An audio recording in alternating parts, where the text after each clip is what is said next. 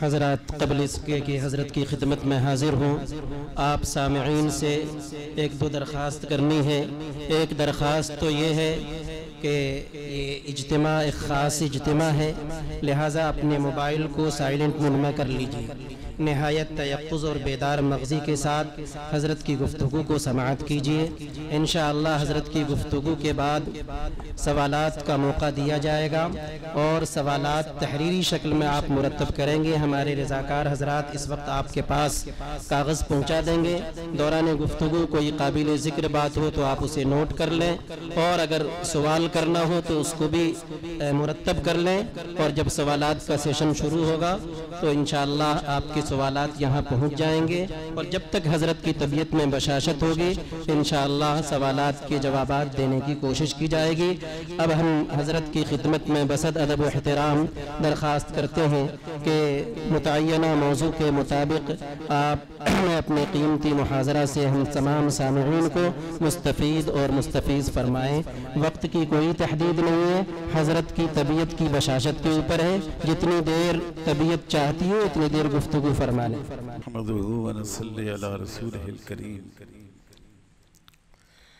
आज की इस नशस्त के सदर और दाई मुल्क के मशहूर साहिब कलम और साहिब नज़र आलिम दीन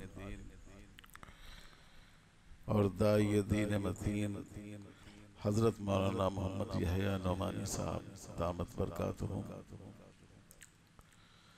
हज़रात उलमाए किराम जिनकी बड़ी तादाद इस मजलिस में मौजूद है, शहर से आए हुए दोस्तों, अजीज तलबा, और मालूम हुआ कि यहाँ हमारी बहुत सी बहनें और बच्चियां भी आई हुई हैं। वो बहनें और बच्चियां मेरे लिए बड़ी खुशकिस्मती का मौका है कि इस अहम इदारे में मुझे इससे पहले भी हाज़िरी की सआदत हासिल हुई, और जब भी मैं लखनऊ आता हूँ तो यहाँ हाज़िरी का मुश्ताक होता हूँ। यह और बात है कि वक्त की कमी की वजह से बहुत सी दफ़ा ये ख्वाहिश पूरी नहीं हो पाती, और आज मेरे लिए बहुत ही खूबसूरत मौका है कि मैं आप हज़रात के दरमियान हूँ। इस मौजू की जो बुनियाद है, उसकी जो रूह है, उसका जो पस मंज़र है, उस पर मौलाना नौमानी साहब ने बहुत अच्छी तरह रोशनी डालती है। मैंने मौलाना से अर्ज़ किया कि सारी बातें जो आपने फरमाई बहुत अच्छी हैं, सिवाय उसकी जो आपने मेरे बारे में कह दी हैं, और मैं अल्लाह से दुआ करता हूँ कि जो हुस्न ज़न उन्होंने हमसे कायम किया है, अल्लाह ताला वाकई हमें उसका मिस्दाक बना दे। मेरे भाइयों और बुजुर्गों, दुनिया में जो कवानीन चल रहे हैं और जिस तरीक़े ज़िंदगी की दावत दी जा रही है, गौर किया जाए तो वो बुनियादी तौर पर दो हैं। एक वो कानून जो फितरत के निज़ाम के मुताबिक चलता है, और दूसरा वो कानून जिसकी बुनियाद इंसान की शहवत और उसकी ख्वाहिशात है। अल्लाह ताला ने जो दीन भेजा और जब भी भेजा, जो शरीयत नाजिल फरमाई,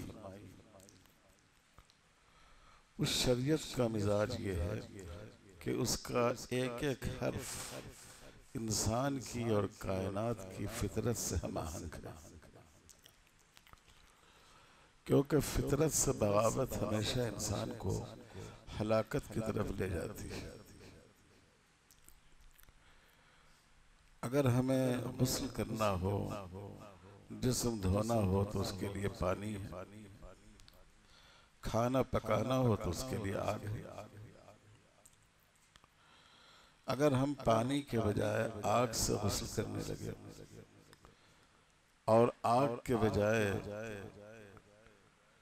पानी के बर्तन के ऊपर कोई चीज पकने के लिए रख दें, तो आप समझ सकते हैं कि उसका क्या नतीजा होगा। नहाने वाला जलकर राख हो जाएगा, और पानी के ऊपर अगर कोई चीज आप गलने के लिए और पकने के लिए रख दें तो दिन भर भी गुजर जाएगा तो वो चीज गल नहीं सकेगी, क्योंकि पानी की फितरत अल्लाह ताला ने जिस्म को साफ करने की रखी है। जब हम उस कानून फितरत की पैरवी करेंगे तो हम अपने मकसद को पा सकेंगे। आग के अंदर अल्लाह ताला ने चीजों को पकाने की सलाहियत रखी है। अगर हम उस निज़ाम के मुताबिक आग पर किसी चीज को पकाएंगे तो वो चीज पकेगी और वो चीज खाने के लायक होगी। इस्लाम की रूह यही है कि ये पूरी तरह कानून फितरत के मुताबिक, फितरत अल्लाहिल्लती फतर अन्नास अलैहा, अल्लाह ने जिस फितरत पर इस कायनात को पैदा फरमाया है ये बिल्कुल उसी फितरत के मुताबिक है। इसके मुकाबले में है एक तरीका यह है कि फितरत के बजाय इंसान अपनी जिंदगी का किबला अपनी शहवत और ख्वाहिश को बना ले, जो उसका दिल चाहे, जो उसकी जी की ख्वाहिश हो, उसके मुताबिक वो अमल करने लगे। इस मिजाज के लोग भी तारीख के मुख्तलिफ अदवार में रहे। जो कदीम दौर गुजरा है यूनानी फलासफा का, ईरानियों का, उस वक्त भी ऐसे लोग थे।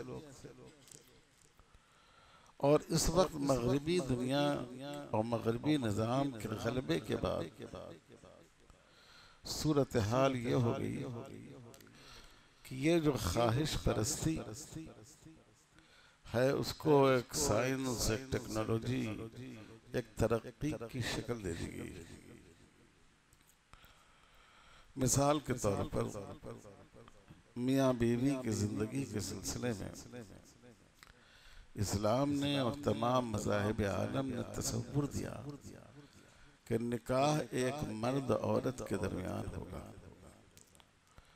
कुरान ने खुद सैयदना हज़रत आदम अलैहिस्सलाम और हज़रत हव्वा अलैहिस्सलाम के रिश्ता इज़्दिवाज का जिक्र फरमाया है। पिछली मजहबी किताबों में भी तज़किरा है। ये कानून फितरत है। आज दुनिया में ये कहा जा रहा है कि इंसान खुद अपनी जिन्स से भी शादी कर सकता है। मर्द का निकाह मर्द से भी हो सकता है, औरत का निकाह औरत से भी हो सकता है। ये खुले तौर पर फितरत के खिलाफ है। लेकिन इस सोच को मगरिब में इतना गलबा हो गया कि अगर वहाँ इलेक्शन का अमेरिका में कोई सदारती उम्मीदवार इस हमजिनसी के खिलाफ कोई बयान दे दे तो उसकी इतनी गिरफ्त होती है कि उसको आखिर मीडिया पर आकर अपनी राय से रुजू करना और माजरत करना पड़ता है। इस तरह इस फलसफे को दुनिया में गालिब कर दिया गया। निज़ाम कायनात ये है कि अल्लाह ताला ने इंसानों को उनकी ज़रूरत के लिहाज से और नस्ली तसलसल को कायम रखने के लिए दो जिन्स में पैदा किया। वखलक़ मिन्हा ज़ौजहा वबस्स मिन्हुमा रिजालन कसीरन व निसा।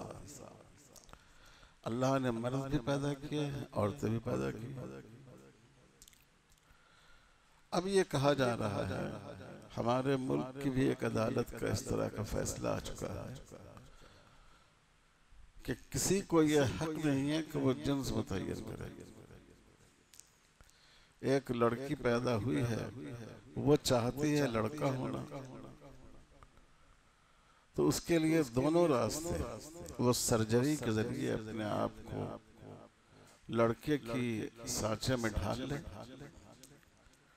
और ये भी मुमकिन है कि वो इसरार करे कि मर्दमशुमारी के खाने में और जहां भी रजिस्ट्रेशन की जरूरत हो वहां उसकी जिन्स मर्द लिखी जाए। और इसी तरह अगर किसी लड़के में यह ख्याल हो गया कि नहीं मैं लड़की बनना चाहता हूं, तो उसको खुद अपनी जिन्स मुतय्यन करने का हक है कि मैं लड़की। जाहिर है ये बिल्कुल फितरत के खिलाफ बात है।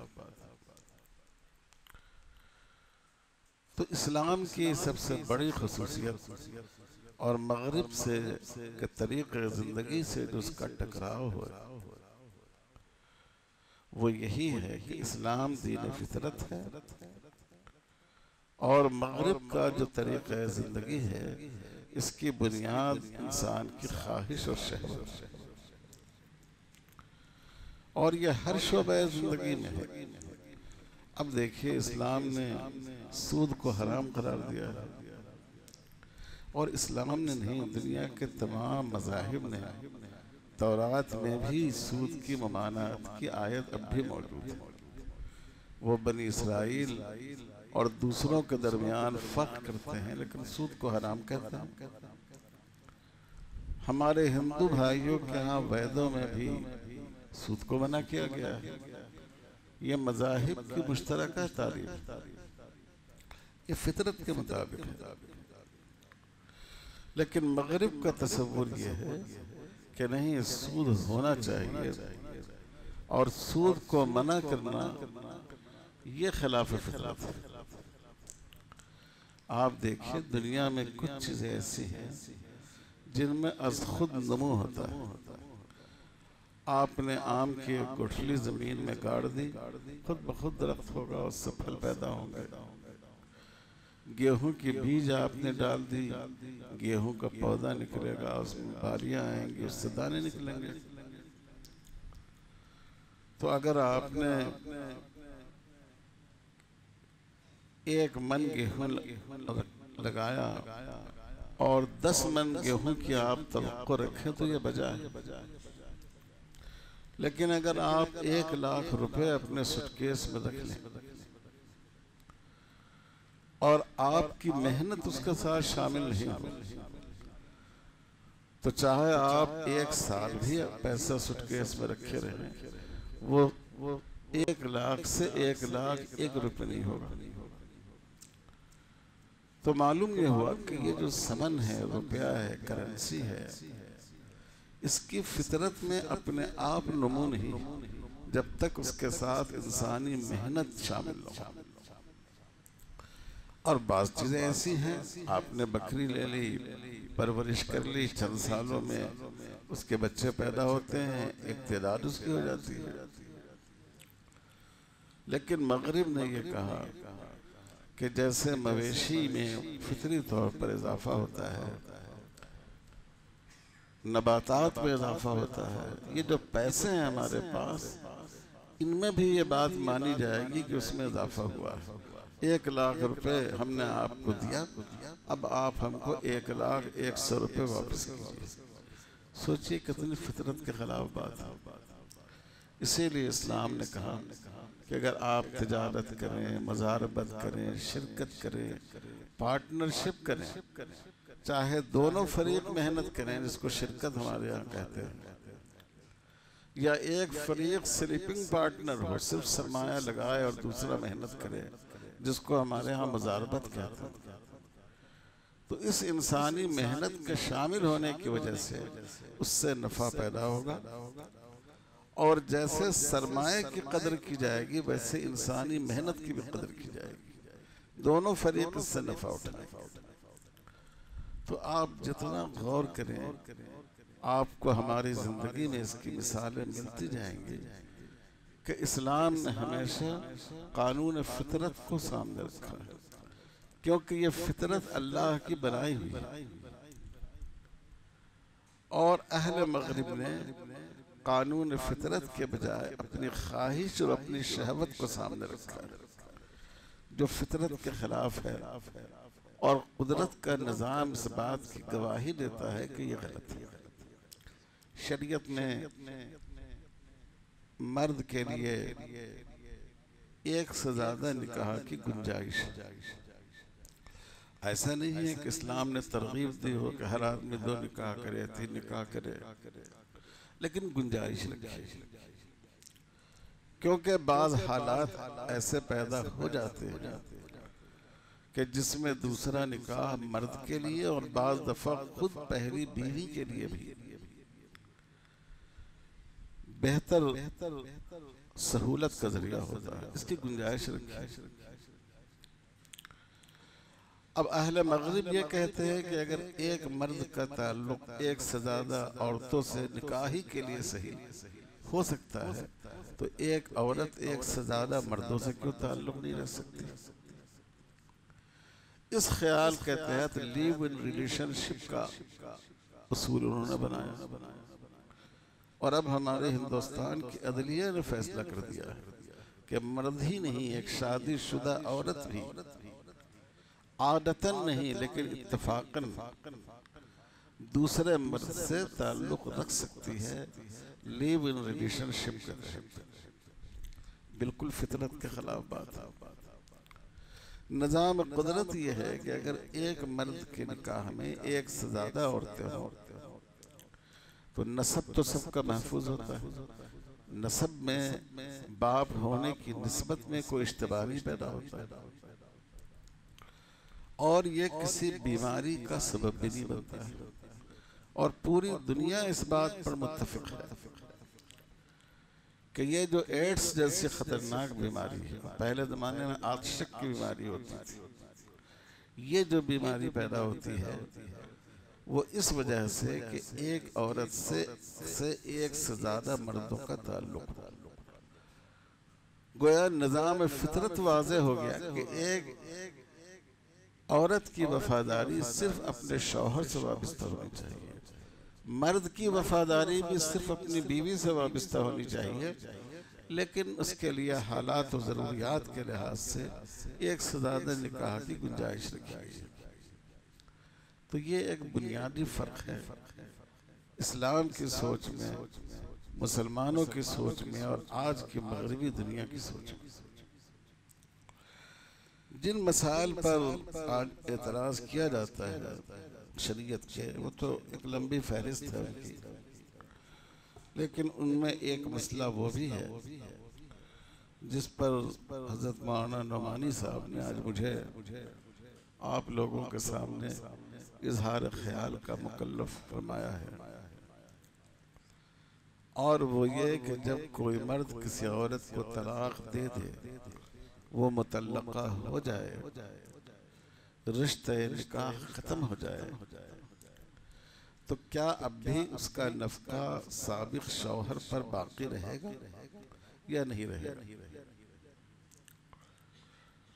और इस पर भी हमें गौर करना चाहिए कि अगर नहीं रहेगा तो आखिर उस औरत के जिंदगी के मसाइल का हल क्या है? ये मसला ज़्यादा पैदा हुआ शाहबानो केस से, जो 1982 से पहले जो केस हुआ और जिसमें जस्टिस बहरुल इस्लाम जो पहले गुवाहाटी हाई कोर्ट के चीफ जस्टिस थे और बाद में सुप्रीम कोर्ट में चीफ जस्टिस हुए, तो उन्होंने पढ़ी तो थी कानून की किताबें, मगर उनमें जज्बा पैदा हो गया कि हम कुरान की भी तफसीर करेंगे। तो कुरान मजीद की जो ये आयत है वलिल मुतल्लक़ाति मताअन बिल मारूफ,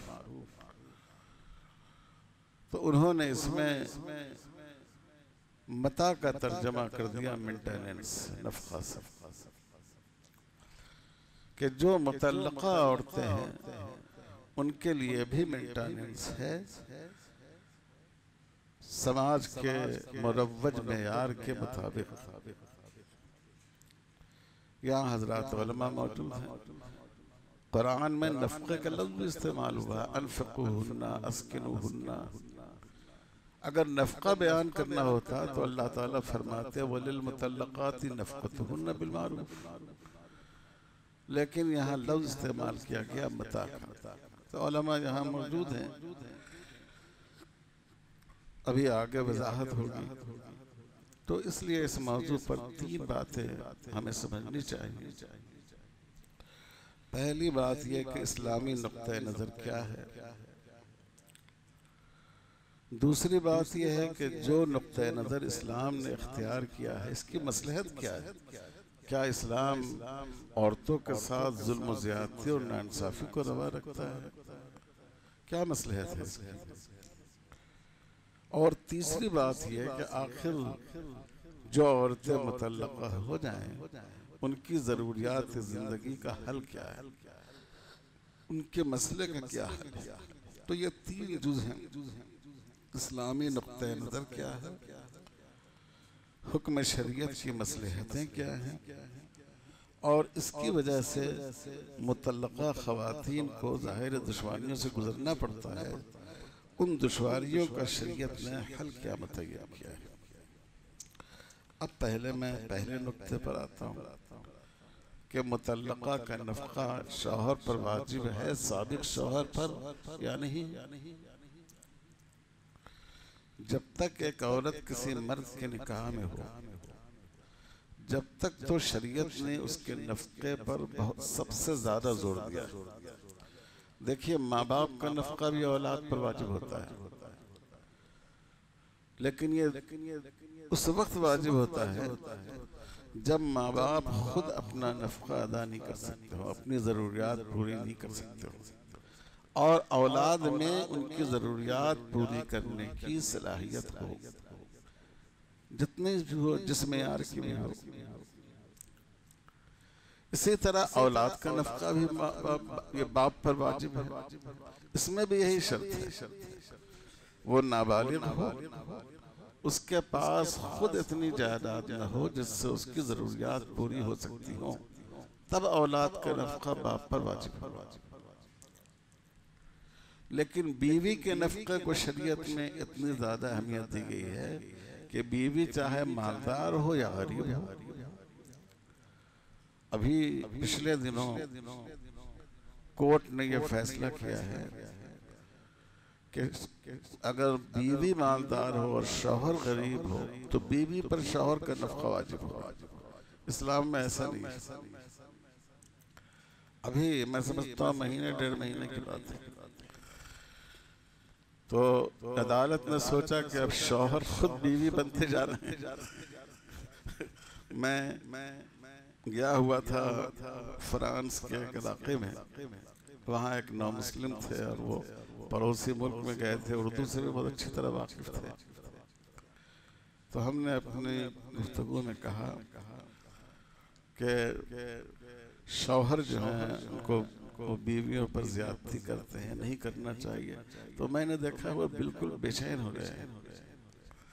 तो मैं उनकी बात समझ गया।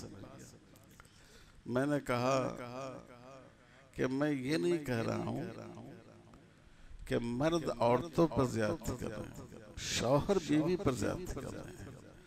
फ़र्क यह है कि हमारे यहाँ हिंदुस्तान में मर्द शौहर होता है, औरत बीवी होती है। आपके यहाँ औरत शौहर होती है और मर्द बीवी होता है। तो बहुत हंसे। उन्होंने कहा हजरत आपने तो एक ही दिन में यहाँ का मिजाज समझ लिया। तो ये ऐसे फैसले भी अदालतों से आते हैं। मैं ये अर्ज कर रहा हूँ कि तमाम नफ़क़ात में सबसे ज़्यादा शरीयत ने बीवी के नफ़क़े को अहमियत दी है।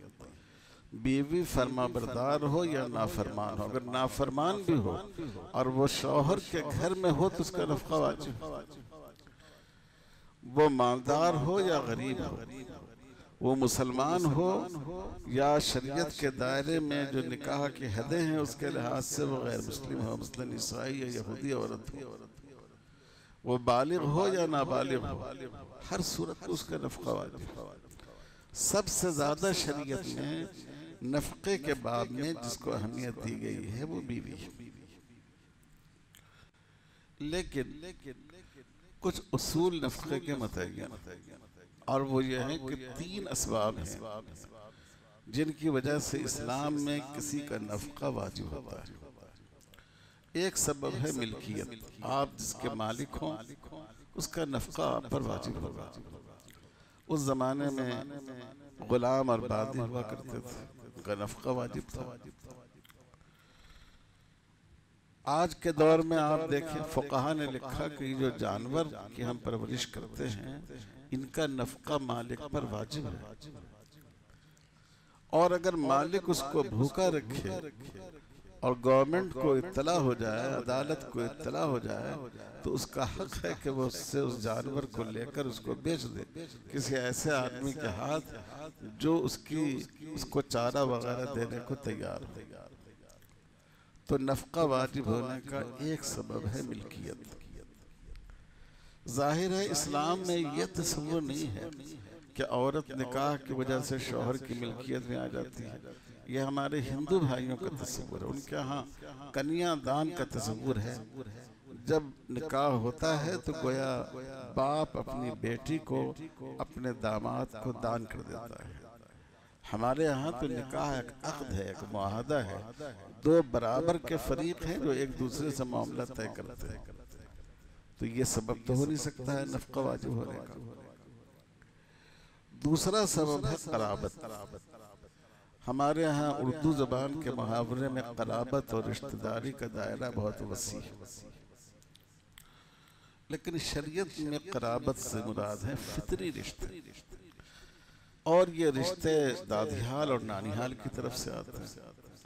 बाप हैं, माँ हैं, दादा दादी हैं, औलाद है, बेटियां हैं, इनका नफका क़राबत की वजह से वाजिब होता है। और तीसरा सबब है इसका वाजिब होने का हब्स।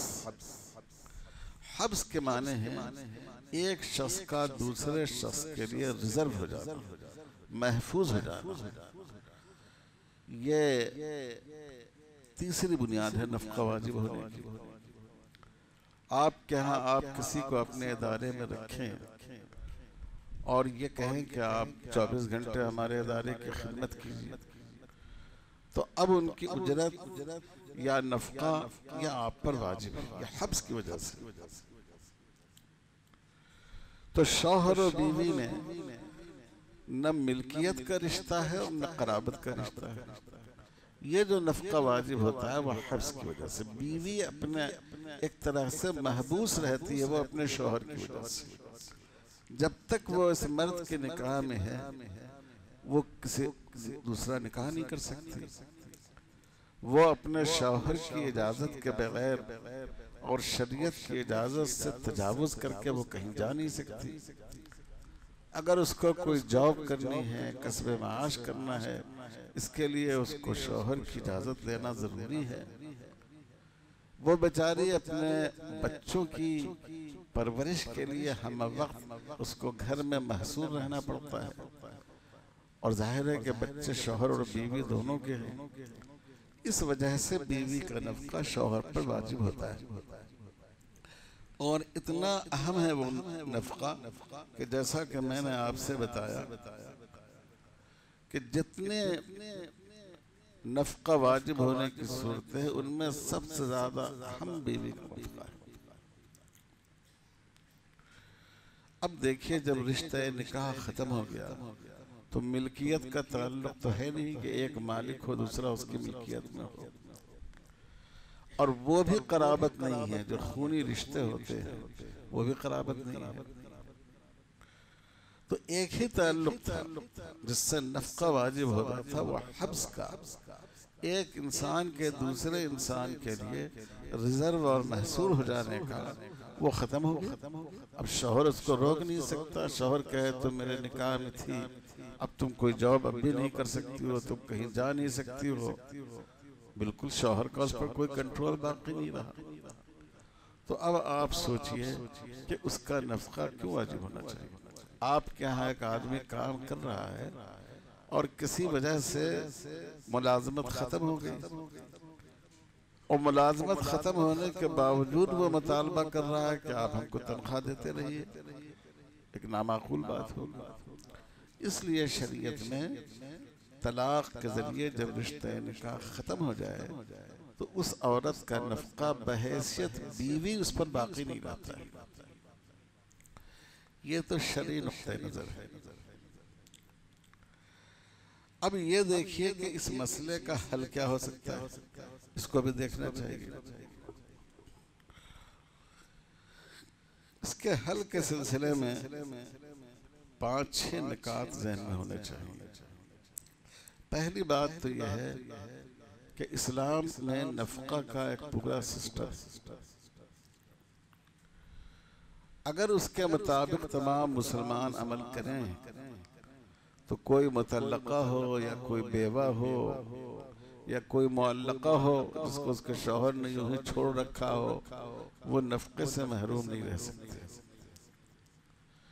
फुक़हा ने लिखा है जैसे ही कोई औरत मुतल्लका या बेवा हो गई, जैसे पहले बाप पर उसका नफका वाजिब था अब भी वाजिब। और यह कोई अखलाक़ी हुक्म नहीं है कि गुजारिश की जा रही है, सिफारिश की जा रही है कि भाई बेटी का खर्च दो, ये वाजिब है शरअन पर।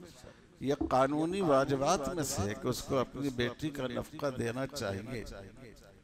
यह हमारे यहाँ बदकिस्मती की बात है, किसी घर में यह हादसा पेश आ जाए, तलाक ही नहीं, अगर कोई बच्ची बेवा हो जाए घर के लोग हाथ उठा लेते हैं। अगर बाप अपनी बेटी की और उसके बच्चों की किफालत करना चाहे तो उसके बेटों को नागवारी होती है। लेकिन शरअन जब कोई औरत मुतल्लका हो जाए, बेवा हो जाए, मुअल्लका हो जाए, शौहर हो लेकिन कहीं भाग गया पता नहीं है, हर सूरत में बाप पर बिल्कुल उसी तरह उसका नफका वाजिब है जैसे निकाह से पहले वाजिब था। ये हमको समाज में माहौल बनाना चाहिए, घरों में माहौल बनाना चाहिए और इसको अदा करना चाहिए। दूसरा हल जो बहुत अहम है, जिसकी तरफ हम लोग तवज्जो नहीं देते हिंदू समाज से मुतासिर होने की वजह से, कि उस लड़की का, उस खातून का के दूसरे निकाह की फिक्र करनी चाहिए। हमारे यहाँ हिंदुस्तान के माशरे में चूँकि हिंदू भाइयों के यहाँ औरत के, बेवा औरत के तलाक का तो उनका तस्वुर नहीं है, लेकिन जो बेवा हो और छोड़ दी गई औरत हो उनके दूसरे निकाह करने का बिल्कुल तस्वुर नहीं, बल्कि उसको घर में मनहूस समझा जाता है। आज भी इतनी सारी तालीम के बावजूद लोगों में ये तस्वुर मौजूद है, पूरी जिंदगी वो इसी तरह गुजार देते हैं। उसका असर हमारे मुस्लिम माशरे में आ गया। आपने देखा होगा बहुत सी जगह अब कम हुआ ये, हम लोगों ने अपने बचपन में देखा, गांव देहात में कोई औरत बेवा हो गई, चाहे वो जवान लड़की हो, अब उसको चूड़ियां नहीं पहनना है और सफेद कपड़ा पहनना है। ये बिल्कुल हिंदुआना तस्वुर था।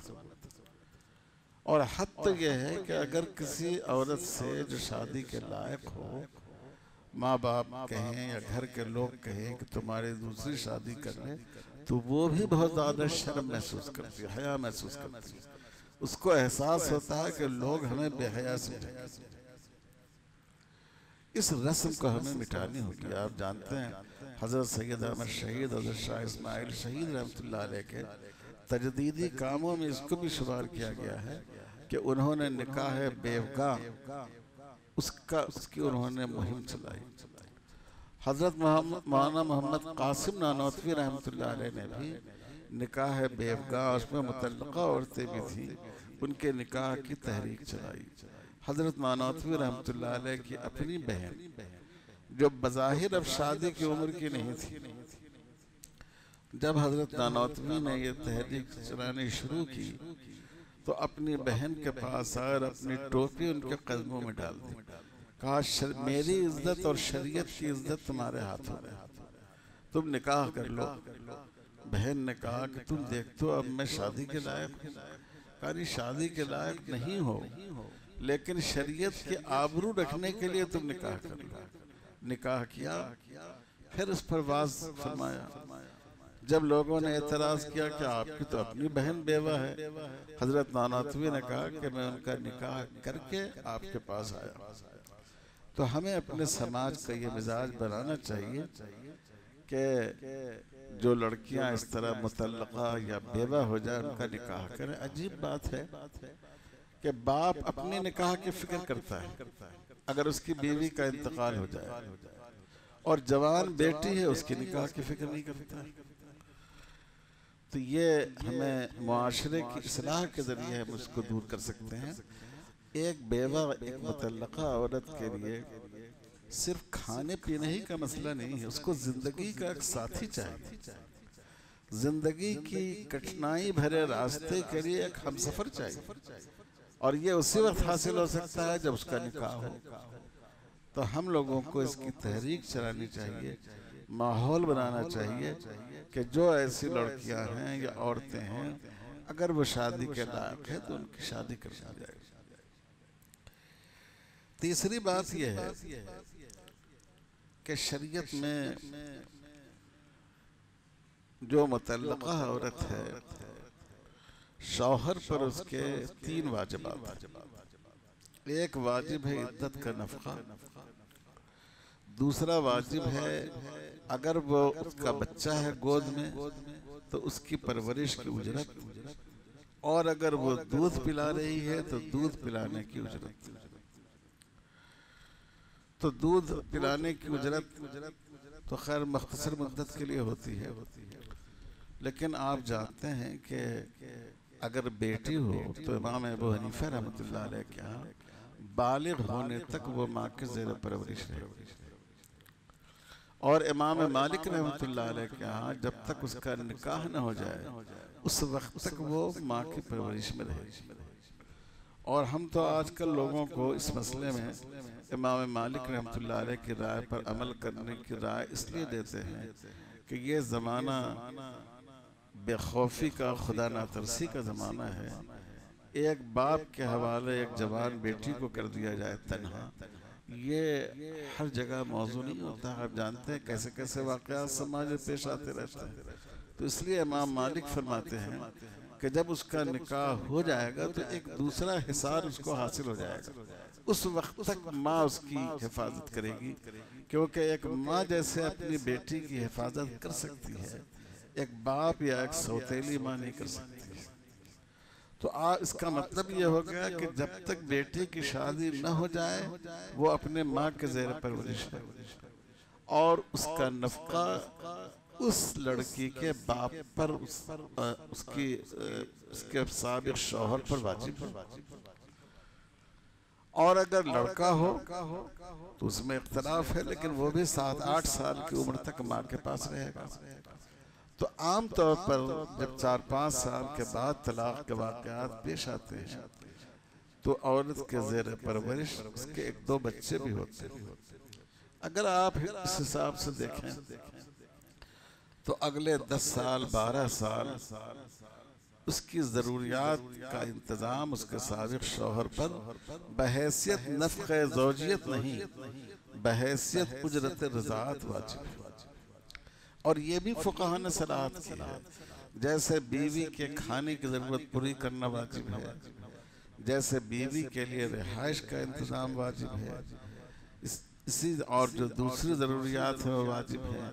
इसी तरह जो औरत आपके बच्चे की परवरिश कर रही हो उसकी भी इन तमाम ज़रूरियात को पूरी करना वाजिब है। तो आप सोचिए कि तलाक के बाद भी 8-10 साल का अरसा ऐसा हो जाएगा कि जिसमें उसके लिए जो साबिक़ इंतज़ाम था वो शरीयत के दायरे में रहते हुए कायम रहेगा। और 8-10 साल की मुद्दत कम नहीं होती, इसमें आदमी की ज़िंदगी एडजस्ट हो जाती है, और बहुत सी दफ़ा औरत तो खुद अपने पाँव पर खड़ी हो जाती है। इसी तरह नफ़क़े के बारे में मैं बताना भूल गया कि सिर्फ बीवी ही का नफ़क़ा शौहर पर वाजिब नहीं होता है, माँ का नफ़क़ा भी बेटे पर वाजिब होता है। ये जो शाहबानो केस आपने सुना होगा, उनको जो तलाक हुई थी 60 साल की उम्र थी। तो अगर कोई बीवी 60 साल की हो तो 20 साल का बेटा भी तो होगा उसको, और जब 20 साल का बेटा होगा तो वो कमाने और ज़रूरियात पूरी करने के लायक भी तो होगा, उस पर माँ का नफ़क़ा वाजिब है, उसको माँ का नफ़क़ा देना चाहिए। तो ये मैं बता रहा था कि ख़ानदान में बाप पर, बेटे पर, भाई पर उसका नफ़क़ा वाजिब है। उस औरत के निकाह सानी का नज़म करना चाहिए जब तक वो तलाक देने वाले के बच्चे की परवरिश कर रही है, उसको माकूल उजरत परवरिश मिलनी चाहिए। और जब तक वो उसके बच्चे को दूध पिला रही है, उसकी उजरत रज़ात मिलनी चाहिए, दूध पिलाने की उजरत मिलनी चाहिए। ये तो ऐसी बातें हैं जो फ़िक़्ह की किताबों में मुत्तफ़क़ अलैह है।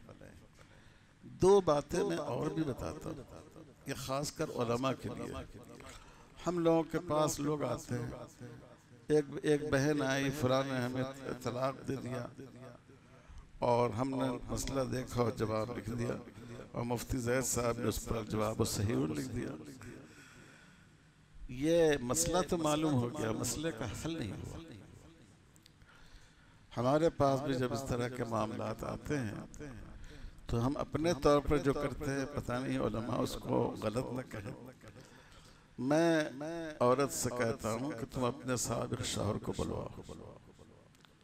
साबिक़ शौहर आए, उसको बिठाते हैं, पहले तो उसको थोड़ा डांटते हैं कि तुमको शर्म नहीं आई, तुमने कैसे इसको तलाक दे दी, तुम्हारे बेटियां भी हैं, हाँ साहब बेटी भी है, तुम्हारी बेटी को कल तुम्हारा दामाद तलाक दे, तुम्हारे क्या एहसास होंगे।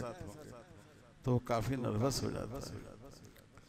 फिर उसको मज़ीद नर्वस करने के लिए एक दूसरी बात कहता है, कहता तुमको मालूम है तलाक का क्या कानून है, अदालत का क्या फैसला है। अगर ये कोर्ट में चली जाए तो तुमको उम्र कैद भी हो सकती है, जेल की सज़ा तुमको हो। तो जेल जाने की ख्वाहिश है? जाहिर है कि वो कहेगा कि नहीं है। कहता फिर इसका हल ये है कि जब तुम्हें रुजू करने की गुंजाइश नहीं है, एक माकूल रकम तुम अपनी बीवी को, साबिक़ बीवी को अपनी तरफ से दो, ताकि ये उसके गुजारे के लिए एक ज़रिया बन जाए, उसके मर्द की हैसियत के लिहाज से।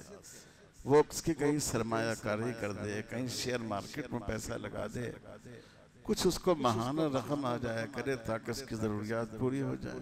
कई मसले को हमने इसी तरह हल कराया। तो ये ताज़ीर बिल माल है।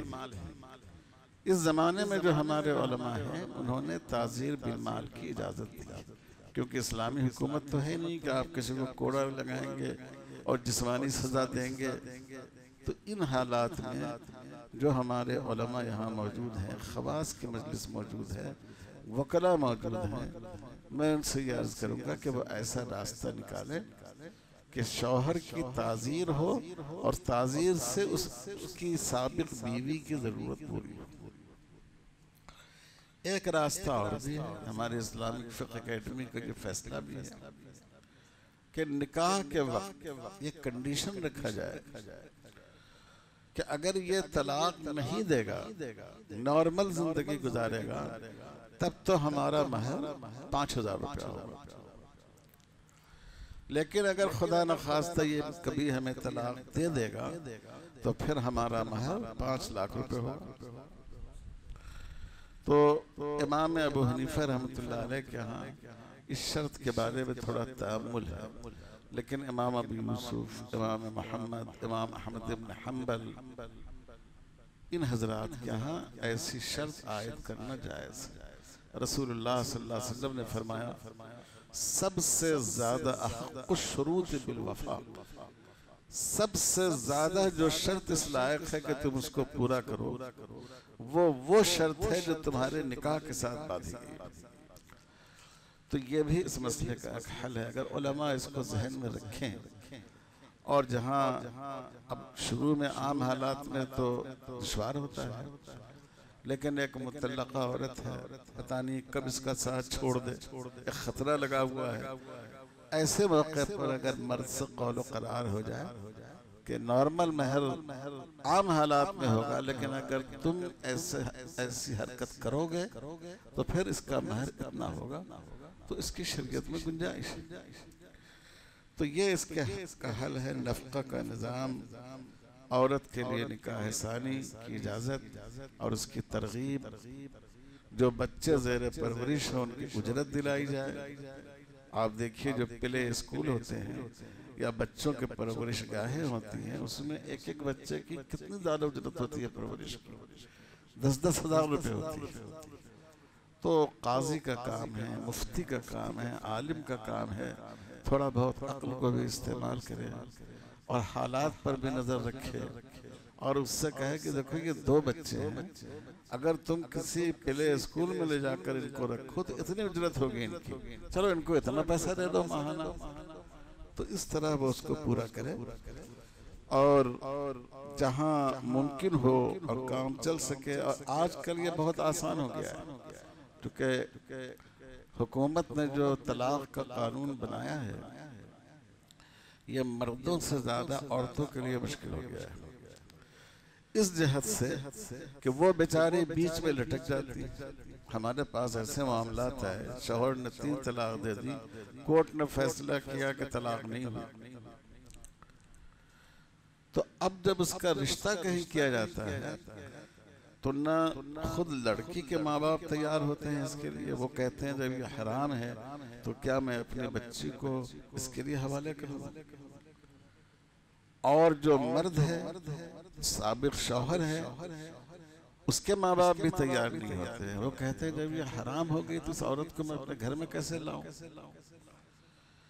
तो इसमें खुद औरत के लिए एक बहुत बड़ी आजमाइश और मर्द के लिए आजमाइश ये है कि वो एक ताज़ीरी जुर्म है हमारे मुल्क के कानून में। तो इसका फायदा उठाकर उनको समझाना बुझाना और कायल करना आसान हो जाता है। और हमने तो कई मामलात में पूरे इंसाफ के साथ, ज़्यादती और जानिबदारी के साथ नहीं, इससे फ़ायदा उठाया और माशाअल्लाह मसला हल हो गया। तो ये मसले के हल हैं और अल्लाह ताला का एक निज़ाम है। देखिए मुतल्लक़ा के बारे में तो लोग सोचते हैं कि भाई साबिक़ शौहर से नफ़क़ा दिला दो, बेवा का मसला तो उससे ज़्यादा मुश्किल होता है। तो ये वो हल है जो मुतल्लक़ा और बेवा दोनों के लिए। इसमें समाजी इस्लाह की ज़रूरत है, इसमें उलमा के अंदर बेदार मग़ज़ी और बालिग़ नज़री की ज़रूरत है, ज़माना आगही की ज़रूरत है। शरीयत के हुक्म में तो कोई नक्स हो नहीं सकता। अब तीसरी बात यह है कि इसकी मसलहत क्या है, मुतल्लक़ा का नफ़क़ा क्यों वाजिब करार नहीं दिया गया। मसलहत तो बिल्कुल वाज़ेह है। आप 2 आदमी सड़क पर जा रहे थे और एक आदमी ने आपसे पूछा कि दूसरा आदमी जो जा रहा है उसका नफ़क़ा आप पर क्यों नहीं होगा, तो आप क्या कहेंगे? आप कहेंगे हमारे इनसे कोई ऐसा रिश्ता ही नहीं है कि जिसकी वजह से इनका नफ़क़ा हम पर वाजिब हो। तो जवाब तो बिल्कुल वाज़ेह है, लेकिन समाजी एतबार से भी शरीयत का कोई हुक्म मसलहत से खाली नहीं होता। ये अगर मुतल्लक़ा का नफ़क़ा शौहर पर वाजिब करार दिया जाए और तलाक़ को मुश्किल कर दिया जाए तो नतीजा ये होगा कि लोग निकाह से राह फ़रार इख्तियार करने लगेंगे। हमने 2010 का डाटा जमा किया था। आप अंदाज़ा कीजिए कि यूरोप के अक्सर जो ममालिक हैं उनमें 50% से कम लोग ही निकाह करते हैं। 100 लोगों में 50 लोग भी निकाह नहीं करते और बाज़ जगह तो बहुत ही कम है निकाह का परसेंटेज, क्योंकि वहाँ तलाक़ को इतना मुश्किल कर दिया गया और औरतों के हुकूक के सिलसिले में इतने गुलू से काम लिया जाने लगा कि लोगों ने सोचा कि क्यों शादी करके ये बोझ अपने सर पर रखे, शादी ही मत करो। और उनकी ज़िंदगी में और आज हमारे मुल्क में भी आ गया है कि इंसान अगर यूं ही अपनी ख्वाहिश को पूरा करना चाहे तो उसके लिए जायज़ नाजायज़ सारे रास्ते खुले हुए हैं। तो ये हमने इसमें डाटा जमा किया। आप देखिए जर्मनी में वो 2010 की और कम हो गई होगी, 47% लोग ही निकाह करते हैं, 50% से ज़्यादा लोग निकाह नहीं करते। स्वीडन में 53%, बरतानिया में 45%। इसीलिए आप देखें यूरोप में आजकल सिंगल फैमिली का आम तस्वुर हो गया। मर्द की जिंदगी तन्हा, औरत की जिंदगी तन्हा। सोचिए ये कोई जिंदगी है? हम और आप ऐसी जिंदगी को तस्वुर कर सकते हैं? इसमें बहुत से शादीशुदा लोग होंगे, अगर किसी की बीवी मैके जाए और 3 दिन के बजाय 1 हफ्ता रह जाए, कितना गुस्सा आता है। बास जगह तो लड़ाई झगड़े की नौबत आ जाती है। तो आदमी पूरी जिंदगी इस तरह गुजारे, तन्हाई की जिंदगी। सोचिए ये अल्लाह ताला का कितना बड़ा अजाब है और सुकून से महरूम करने वाली चीज है। दूसरी मसलहत इसकी यह है कि इसका नुकसान ये होगा कि बीवी को मुअल्लक रखने का मिजाज बढ़ जाएगा। जैसे इस वक्त हिंदू, हमारे मुल्क में हिंदू भाइयों क्या है, लोग कहेंगे भाई ये सारी मुसीबत तलाक देने की वजह से, तलाक मत दो, ऐसी लटका कर रखो और यहाँ वहाँ मुंह मारते रहो। तो आप सोचिए कि ये औरत के लिए ज्यादा नुकसानदेह है या तलाक देकर उसके लिए एक नई जिंदगी की रास्ता पैदा कर देना, ये उसके लिए ज्यादा बेहतर है। इसलिए हिंदू समाज में इसमें नहीं है, लेकिन मेरी किताब में मौजूद है कि मुअल्लक औरतों का परसेंटेज, यानी जिनके निकाह बाकी है लेकिन शौहर उनसे इज़्दिवाजी ताल्लुक नहीं रखते हैं, मियाँ बीवी की तरह उनके साथ जिंदगी नहीं गुजारते हैं, मुसलमानों में उनका परसेंटेज बहुत कम है और हमारे हिंदू भाइयों के यहाँ उसका परसेंटेज बहुत ज्यादा है। जब आप निकाह को मुश्किल कर देंगे, तलाक को मुश्किल कर देंगे, तो लोग सोचेंगे कि सारी मुसीबत तलाक देने की वजह से, तलाक ही मत दो, यूं ही लटका कर रखो। ये भी एक बड़ा नुकसान है। और तीसरी बात जिसकी तरफ मौलाना ने इशारा फरमाया वो भी बहुत अहम है, और वो ये है कि आप जानते हैं ना कि यहाँ जानवर को मारना तो मुश्किल है, आप पर केस हो जाएगा और हो सकता है कि किसी का हुजूमी कत्ल भी हो जाए। आदमी को मारना मुश्किल नहीं है, कातिल भी किराए पर मिल जाते हैं, पुलिस भी हमवार हो जाती है, मुजरिमों की पूरी टोली खड़ी हुई है।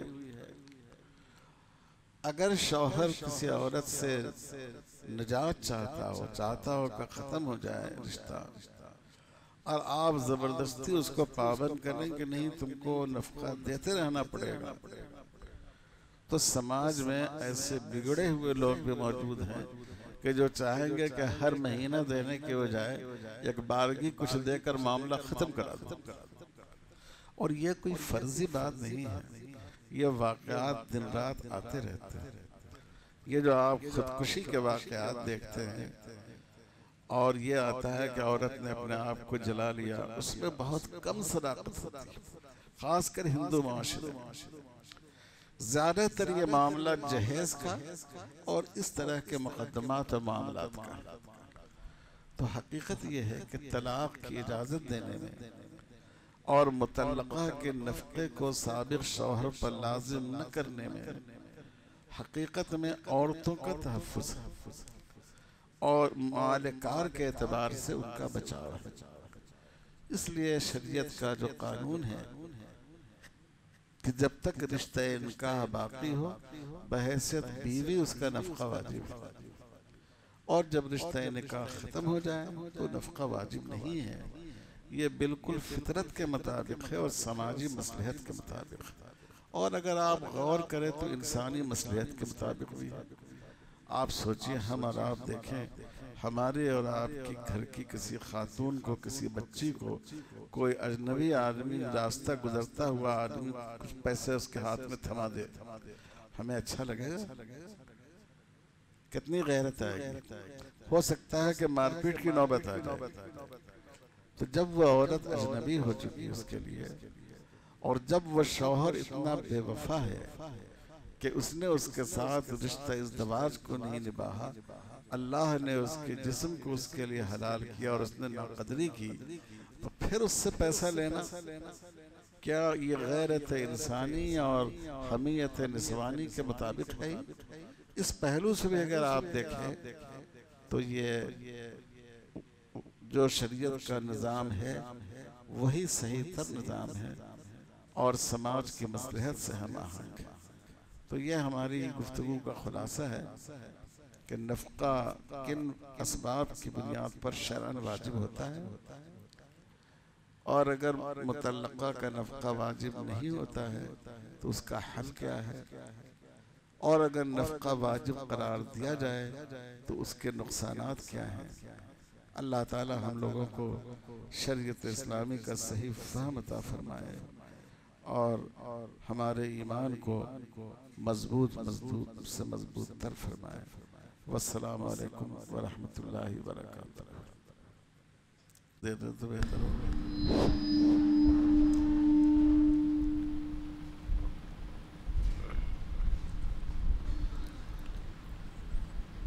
हमारे इफ्ता के तलबा सामने रहें, जिनके पास पर्ची हो वो लेकर के यहाँ स्टेज पर पहुँचा दें। आप जवाब दे दीजिए, आप बड़े मुफ्ती हैं। ये मेरे पास एक सवाल आया है। आजकल लोग उमूमन जहालत की वजह से एक मजलिस में 3 तलाक दे देते हैं, फिर रुजू करना चाहते हैं, तो क्या 3 तलाक को 1 तलाक मानकर रुजू करने की गुंजाइश है? क्या शरीयत में इसकी रुख्सत मौजूद है? देखिए, असल में 3 तलाक की मुख्तलिफ शक्लें। एक शक्ल यह है कि आदमी 3 के अदद की सराहत के साथ 3 तलाक दे। मर्द कहे कि मैंने तुमको 3 तलाक दिया। दूसरी शक्ल ये है कि उसने अल्फाज तलाक या जुमले तलाक की तकरार की। मैंने तलाक दी, मैंने तलाक दी, मैंने तलाक दी, यूं कहा, और कहा कि मेरी नीयत 3 बार ही तलाक देने की थी। इन दोनों सूरतों में तो 3 तलाक वाक़ई हो जाएगी। सबों का इस पर इत्तेफाक है, यानी जो असहाब मजहब हैं उनके बारे में मैं कह रहा हूँ। दूसरी शक्ल ये है कि उसने तलाक के अल्फाज की तकरार की, कहा तलाक तलाक तलाक, या तलाक का जो सेंटेंस है उसकी तकरार की। मैंने तलाक दी, मैंने तलाक दी, मैंने तलाक दी। अब वो ये कहता है कि मेरी नीयत 3 तलाक देने की नहीं थी, मैं तो 1 ही तलाक देना चाहता था। आजकल बहुत से लोग कहते हैं हम तो समझते थे कि 3 बार बोलने ही से तलाक होती है। वकील हजरात भी 3 बार तलाक कहलवा देते हैं। तो इस सूरत में इमाम मालिक, इमाम शाफी और इमाम अहमद के नज़दीक दयानतन भी और क़ज़ान भी 1 तलाक वाक़ई होगी, और इमाम अबू हनीफा रहमतुल्लाह अलैह के नज़दीक दयानतन 1 तलाक वाक़ई होगी। मुफ्ती से अगर पूछा जाए तो उसको 1 तलाक के वाक़ई होने का फतवा देना चाहिए। लेकिन क़ज़ान, अगर काजी के पास मामला चला गया तो काजी का काम है कि वो इंसान को मकाम तोहमत में रख कर उसके बारे में राय कायम करे। तो ऐसी सूरत में अहनाफ के नज़दीक उसको 3 तलाक समझा जाएगा। तो ये इसकी तफसील है। तो अगर इस तरह के वाक़यात पेश आए तो उसको थोड़ा सा ये नहीं कि आया फौरन जवाब लिख दिया। मैं तो ऐसे मामलात में साहिब मामले को बुला कर पूछता हूँ, और बाज़ दफ़ा जो लोग मजलिस में थे कहता हूँ उनको भी लाओ, और जितनी शक्लें हैं उनको सामने रखकर जिरह करके फिर जवाब देते हैं। मैं समझता हूँ कि आज के हालात में उलमा को इसकी रियायत करनी चाहिए।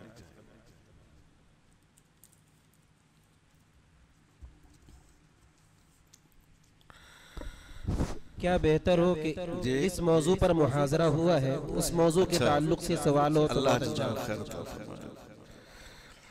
सुप्रीम कोर्ट ने जो फैसला किया है कि मुतल्लका औरत इद्दत के बाद भी नानो नफ़क़ा का मुतालबा कर सकती है, जो कि शरीयत से दुरुस्त नहीं है, तो उसका क्या जवाब है? जवाब तो जाहिर है कि वो जायज़ नहीं है उसके लिए। लेकिन मेरा ख्याल है कि अगर आपके पास उसका सवाल आए तो आप उससे पूछिए कि क्या तुम्हारे बच्चे भी हैं? हाँ, बच्चे भी हैं। कितने बच्चे? फर्ज कीजिए उसने कहा 2 बच्चे हैं। कहा वो क्या बच्चों का नफका देता है तुमको? अगर औरत कहती है कि नहीं बच्चों का भी नफका नहीं देते हैं वो, तो इस बात की गुंजाइश है कि वो उस फैसले से फायदा उठाए इस नीयत से कि मैं अपने बच्चों का नफका ले रही हूं, क्योंकि मजलूम को ऐसे मौके से फायदा उठाने की फुक़हा ने इजाजत दी है। लेकिन आम हालात जैसे आजकल होता है, आमतौर पर जो नफ़क़े मुतल्लक़ा का केस होता है उसमें ज़्यादातर इंतकाम का जज्बा कार फरमा होता है, तो उसमें ऐसी रकम का लेना जायज़ नहीं है। बीवी को ज़कात देने के सिलसिले में फ़ुक़हा ने सराहत की है कि बीवी को ज़कात दी जा सकती है, इसलिए कि बीवी के शौहर के मालदार होने से मालदार नहीं हो जाती है। तो बज़ाहिर इस सराहत से मालूम होता है कि बीवी पर नफ़का फ़र्ज नहीं है, और अगर फ़र्ज भी है तो इतना कम कि जिस पर बीवी ज़कात की भी मुस्तहिक़ हो रही है।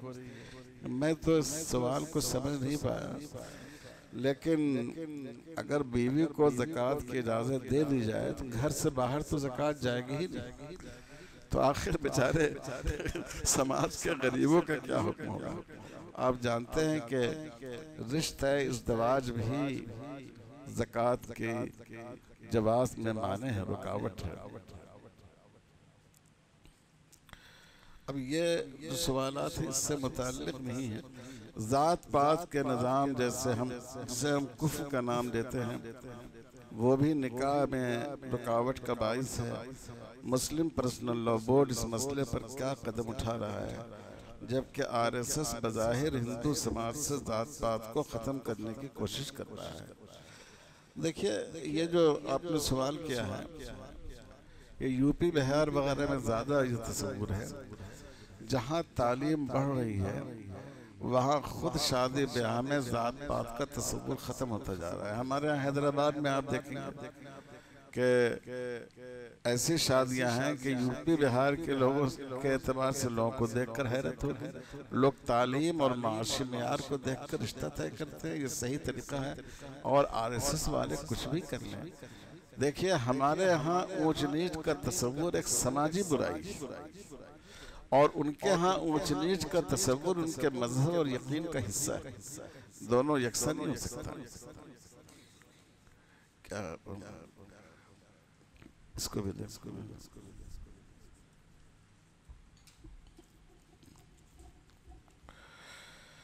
अगर मुतल्लक़ा का नफ़का मुक़र्रर किया जाए तो आपने फरमाया कि नफ़का के डर से शौहर तलाक नहीं देगा तो औरत को तकलीफ होगी। अब अगर तलाक देने की सूरत में 5 लाख की अदायगी की शर्त लगाई जाए तो भी तलाक नहीं देगा और औरत मुअल्लक़ा रहेगी। ये तो असल में एक तदबीर है, ये ज़रूरी थोड़ी है कि हर निकाह में ऐसे ही होगा। और जिसको तलाक जो भी फैसला होगा वो तो आदमी अपने हालात के एतबार से भी करता है ना। ऐसे हौसलामंद लोग भी हो सकते हैं कि चलो 5 लाख नहीं 10 लाख रुपए देना हो, लेकिन मुझे इस औरत से आज़ादी चाहिए, वो आज़ादी हासिल कर लेंगे। वो मुतल्लक़ा जिसके पास इतना माल भी नहीं है कि वो अपना खर्चा उठा सके और न कोई ऐसा है जो उसके नफ़क़े का जिम्मेदार हो, तो सुप्रीम कोर्ट ने जो फैसला किया है दूसरी शादी तक शौहर साबिक़ नफ़क़े का जिम्मेदार होगा। बज़ाहिर सुप्रीम कोर्ट का ये फैसला औरतों के हक़ में मौजू मालूम होता है, और इस सिलसिले में मुखालिफिन को क्या जवाब दिया जाए। जितना नफ़क़ा उसको मिलेगा शौहर से, उससे ज़्यादा नफ़क़ा तो उसको अपने वकील को देना पड़ेगा। आजकल सुप्रीम कोर्ट में और आला अदालतों में अपने मामलात को ले जाना आसान है, और ज़्यादातर जो बेचारी गरीब औरतें हैं वो नहीं जा पाती।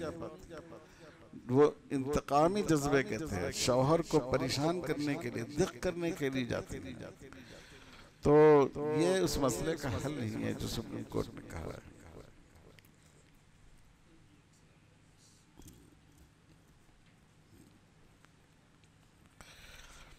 मुतल्लक़ा औरत को शौहर से बतौर ताज़ीर माल दिला सकते हैं, तो जो कोर्ट ने मुतल्लक़ा औरत का नफ़क़ा शौहर के ज़िम्मे किया है उसको भी बतौर ताज़ीर माना जाए। तो मानेंगे तो वो लोग ना जो अरबाब इफ्ता हैं, साहब फ़िक़्ह हैं, और देखिए ताज़ीर तो एक दफ़ा किसी रकम का वसूल कर लेना ना, जुर्माना। आप ट्रेन में जा रहे थे, बेटिकट आपने सफ़र कर लिया, अब वो आपसे कहता है कि आपको हर महीने यहाँ आकर 200 रुपये देना पड़ेगा, तो ये तो ताज़ीर नहीं होती, ये नफ़क़ा है। नफ़क़ा और ताज़ीर तो अलग से उठते हैं।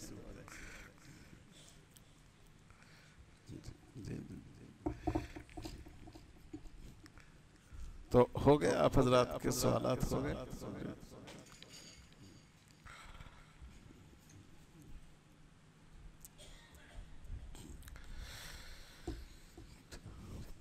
बहरहाल मैं बहुत शुक्रगुजार हूँ इस मदरसे का और यहाँ के आले कदर जिम्मेदार का कि उन्होंने मुझे आप हजरात के साथ मुलाकात का और गुफ्तगू का और अपनी बात कहने का मौका दिया। लेकिन मैं ये ज़रूर कहूँगा कि हम लोगों को अगर मुसलमानों को ईमान पर कायम रखना है तो उसके लिए सिर्फ कलमा पढ़ा लेना काफ़ी नहीं। जैसे मौलाना ने फरमाया वलाकिन लियत्मइन्न क़ल्बी, ये भी ज़रूरी है कि हम इस तरह उनको दीन समझाएं कि वो लिसान से आगे बढ़कर इत्मीनान के मकाम तक पहुँच जाए। इकरार लिसान से आगे बढ़कर इत्मीनान तक वो पहुँच जाए, और उसके लिए ऐसी मजलिसें हमें मुनक़िद करनी चाहिए। अल्लाह ताला हम सबको तौफीक अता फरमाए। और की बात जैसा कि हज़रत ने फरमाया इस तरह की मजलिसों की ज़रूरत है। इसी ज़रूरत के एहसास की वजह से अल-माहदुल आली में वक्तन फ़वक्तन हर महीने 2 महीने पर एक सिलसिला मुहाज़रात का इस उन्वान पर रखा गया है, इस्लामी शरीयत पर होने वाले एतराज़ात और उनका हल। तो हर कुछ दिनों के बाद इस तरह के किसी मौजू पर एक मुहाज़रा होता है। कोई उसके लिए तारीख़ और महीना तय तो नहीं है, लेकिन हर कुछ दिनों के बाद ये सिलसिला होता है। उम्मीद करता हूँ मैं कि हमारे साथी लोग आइंदा अब जब कोई प्रोग्राम होगा तो ऐसे ज़राए से इत्तला करेंगे कि आप सब हजरात को उसकी इत्तला पहुँच जाएगी। बड़ी खुशी हो और हमारा इस काम में आपका ये ताउन होगा अगर आप हजरात तशरीफ़ लाएंगे।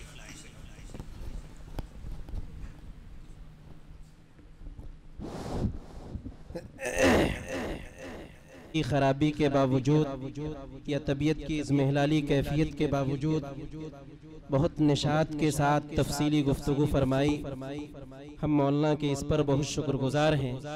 इसी तरीक़े से आने वाले अइम्मा किराम और उलमाए किराम, दानिशवरान, वकला हज़रात के भी हम शुक्रगुजार हैं कि उन्होंने यहाँ की दावत पर लब्बैक कहा, और इस पर भी हम शुक्रगुजार हैं कि निहायत संजीदगी के साथ, मतानस के साथ और ख़ूबसूरत समाअत के साथ आपने हज़रत वाला की गुफ्तगू समाअत फरमाई।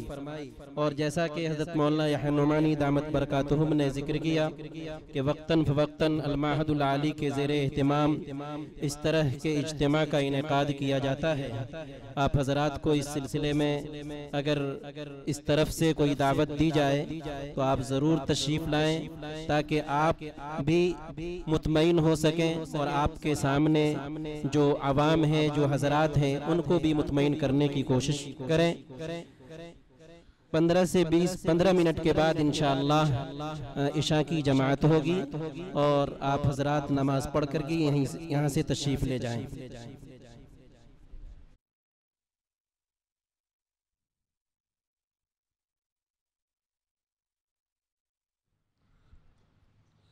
भाई सब आदमी दरूद शरीफ पढ़ लें, और इस वक्त मुल्क के जो हालात हैं उस पस मंज़र में भी दुआ का एहतमाम करें। अल्लाहुम्मा सल्ली अला मुहम्मद व अला आलिहि व बारिक व सल्लिम। अल्लाहुम्मा वफ़िक़ना लिमा तुहिब्बु व तर्दा। अल्लाहुम्मा नसअलुकल आफ़िया फ़िद्दीन व दुनिया वल आखिरह। अल्लाहुम्मा अर्हमना व ला तुसल्लित अलैना मन ला यरहमुना। अल्लाहुम्मा अर्हमना व ला तुसल्लित अलैना मन ला यरहमुना। अल्लाहुम्मा अर्हमना व ला तुसल्लित अलैना मन ला यरहमुना। या अल्लाह हम पर रहम फरमा, बेरहमों को हम पर मुसल्लत न फरमा। इस मुल्क की फ़िज़ा को मुसलमानों के और इस्लाम के मुवाफिक बना। ए अल्लाह, जिनके दिलों में शरीयत इस्लामी के बारे में गलत फहमियाँ हैं या इनाद है, ए अल्लाह उनकी गलत फहमियों को और उनके बॉक्स को दूर फरमा। उनके दिलों में इस्लाम की और मुसलमानों की मोहब्बत पैदा फरमा। हे अल्लाह, हमें इस लायक बना कि हम नई नस्ल को और बिरादरान वतन को शरीयत इस्लामी की हिकमतों और मसलहतों से आशना करें और उनकी गलत फहमियों को और दीन से दूरियों को दूर कर सकें। हे अल्लाह, हमारी नस्लों को ईमान पर कायम रखें, उनके ईमान की और उनके यकीन की और दीन के एक एक हुक्म पर उनके पूरे एतमाद और एतबार की ए अल्लाह हिफाजत फरमा। इस मदरसे में अल्लाह खूब बरकत अता फरमा। ए अल्लाह, इन दोनों इदारों को मरकज़ बना दीजिए, इल्म का, तहक़ीक़ का, दावत का, इस्लाह का, लोगों के दरमियान खैर का, माशरे को बेहतर बनाने का बेहतरीन मरकज़ बना दीजिए। यहाँ के ज़िम्मेदार मौलाना नुमानी साहब, उनकी उम्र में, उनकी सेहत में खूब बरकत अता फरमा। जो काम वो कर रहे हैं अल्लाह, उसको दुनिया और आखिरत में कबूलियत से सरफराज फरमा। यहाँ के असातिज़ा और यहाँ के तलबा, उन सबको इल्म नाफ़े और अमल साले से हज़्ज़ वाफ़िर अता फरमा और खुशगवार ज़िंदगी अता फरमा। आपस में जोड़ कायम रखें, आपसी इख्तलाफात से, नफ़रतों से, अदावतों से, कदूरतों से अल्लाह हिफाजत फरमा। रब्बना तक़ब्बल मिन्ना इन्नका अंतस समीउल अलीम व सल्लल्लाहु अला खैरि खल्क़ि मुहम्मद व अला आलिहि व सहबिहि अजमईन वल्हम्दुलिल्लाहि रब्बिल आलमीन।